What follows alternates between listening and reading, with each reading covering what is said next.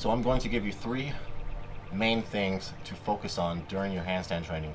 3 things to really concentrate on, to embed into your head, so that eventually these 3 things become just muscle memory, just become something you naturally do during your handstand training. First thing I want you to focus on is your hand positioning and your grip on the floor. You just want your hands about shoulder width apart, maybe slightly wider than shoulder width apart. I found it slightly easier to get into a handstand when my arms were slightly more open rather than narrow. The closer you get, the harder it is to hold a handstand. Like if you hold it in this diamond position right here, this is really tricky.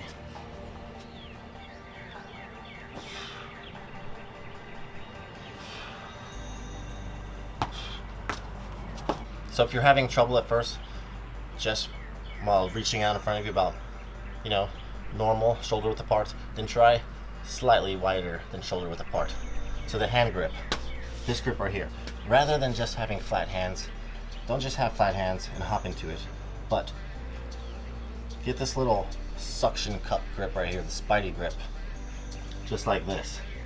Kind of like you're clenching the ground with the flat ends of your fingers, and you're pressing firmly on your palms. You're pressing firmly, but your fingers are not flat, like this.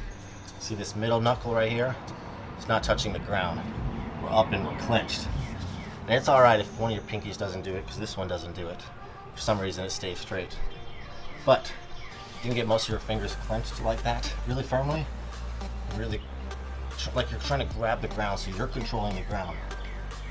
And move around. That grip, that suction cup grip. Focus on that, really clench it. Press those fingers tight. Press that palm down really firmly, really hard.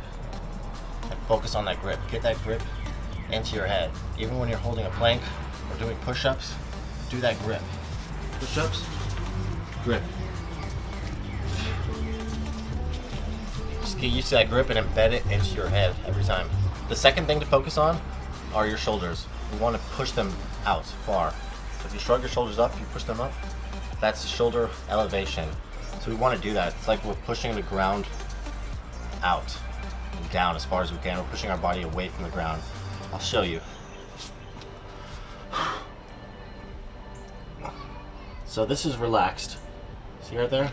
I'm just resting my shoulders. This is elevating them, pushing them out. Relaxed. Pushed out. And you can practice against the wall. Practice holding them pushed out for about 15 seconds at a time. And you can also practice the shoulder shrugs. And if you feel comfortable enough with the shoulder shrugs, you can try shoulder taps against the wall. Into your straddle position, and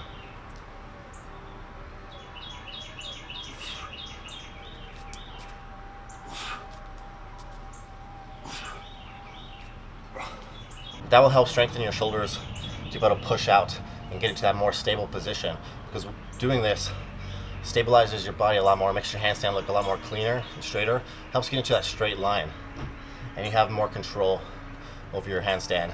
So work on that, strengthen your shoulders by doing that, practice it against the wall if you need to, focus on pushing your shoulders out during the hold.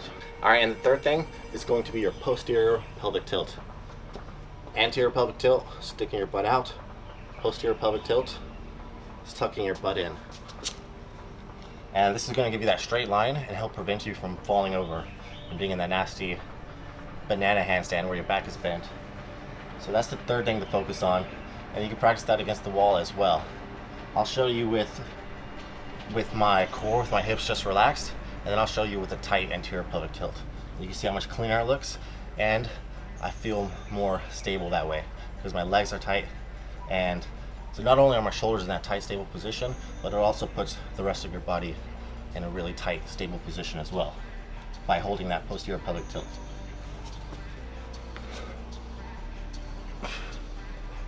So this is kind of relaxed.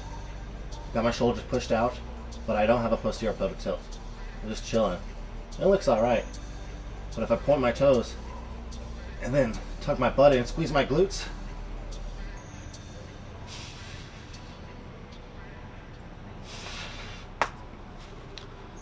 Well, first of all, I'm squeezing my muscles, I'm squeezing my glutes, my legs, I'm pointing my toes while I'm holding that posterior pelvic tilt.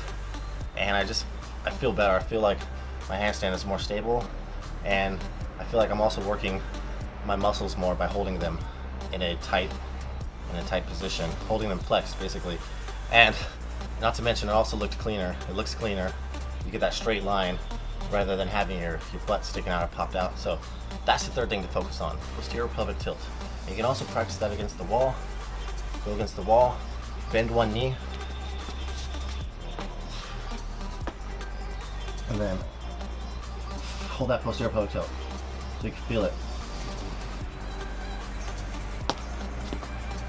And it's a little hard to tell if you're holding it straight or not sometimes, so it's a good idea to film yourself. If you can film yourself with the camera or your phone, and you can see what you're doing wrong. If you're pushing your shoulders out, if you were focusing on the hand grip or not, if you were holding the posterior pelvic tilt, maybe you're holding the posterior pelvic tilt too much, maybe you weren't holding it enough. If you film yourself, you'll be able to correct your mistakes faster because you'll notice them. But anyways, focus on those 3 things. Wait, 6? No, just 3. Focus on those 3 things while you're doing your handstand training, and because they're very important. That's why. And eventually you won't have to think about them anymore. They'll just be natural positions for you.